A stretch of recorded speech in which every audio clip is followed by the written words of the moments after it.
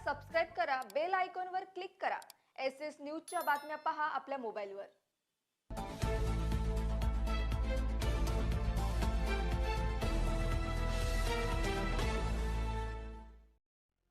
नमस्कार, मी Shilpa Baviskar. SS news मध्ये आपलं स्वागत आहे। चला तर मग जाणून घेऊयात आजच्या महत्त्वाच्या बातम्या। उल्हासनगर मधील रंगीला बारचे मालक आणि येथील बाउन्सर लोकांनी सामाजिक संस्थेचे पदाधिकारी विजय जाधव यांना बेदम मारहाण झाली आहे। या मारहाणीत उजवा हात फ्रॅक्चर झालाय।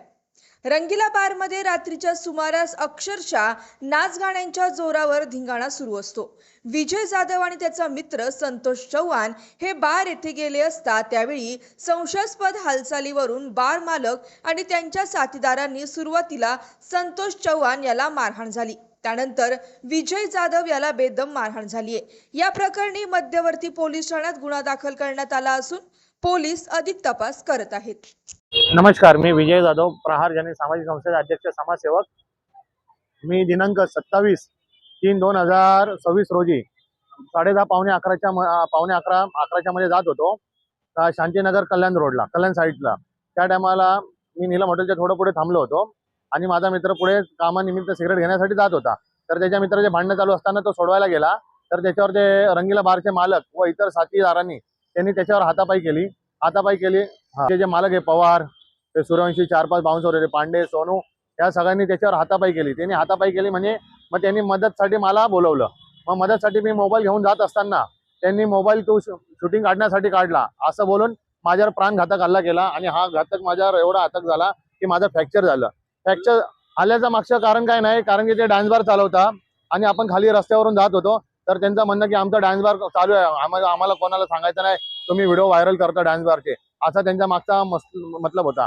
आणि त्याच्यानंतर मग मला जे लागल्यानंतर मी रिक्षा पकडून तिथं सेंट्रल हॉस्पिटलला गेलो।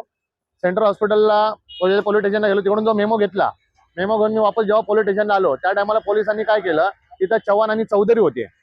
त्या टायमाला त्यांनी मला आरे रावीची भाषा केली। आरे रावीची भाषेसोबत त्यांनी त्यांच्या मर्जीप्रमाणे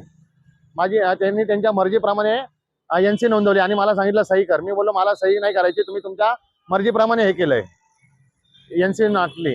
मी टायमाला तिकडून निघून गेलो। त्यानंतर 28 तारखेला फ्रॅक्चरचा रिपोर्ट आला, सरकारी रिपोर्ट, जो मी पोलीस स्टेशनला घेऊन गेल्यानंतर सुद्धा पोलिसांनी कारवाईच्या नावाखाली 6 दिवस लावले कंटिन्यू। तिथं जे 4 जण होते त्यांनी मला मारहाण केली। त्याच्या हातात कडे होतं, अजून काहीतरी हत्यारासारखं होतं। मला बोलते तुला जीवाशी मारून टाकू। हो, मध्यवर्ती पोलीस स्टेशनला मी तक्रार केली फ्रॅक्चर असताना सुद्धा। ऍक्च्युली जो गुन्हा आहे तो गंभीर पद्धतीचा आहे, पण फक्त FR 324 प्रमाणे घेतला गेली, म्हणजे BNS 118(1).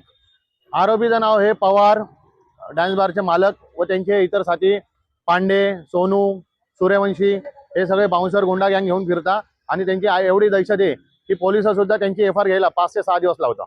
आपला मागणी काय, कारण की जर आज साधारण माणसावर जर असे रस्त्यावर हल्ले होत असणार तर आपलं प्रशासन काय करतं, या बारवाल्यांना नेमकं मागे आसरा कोण घालतंय, याचा पूर्ण तपास व्हायला पाहिजे।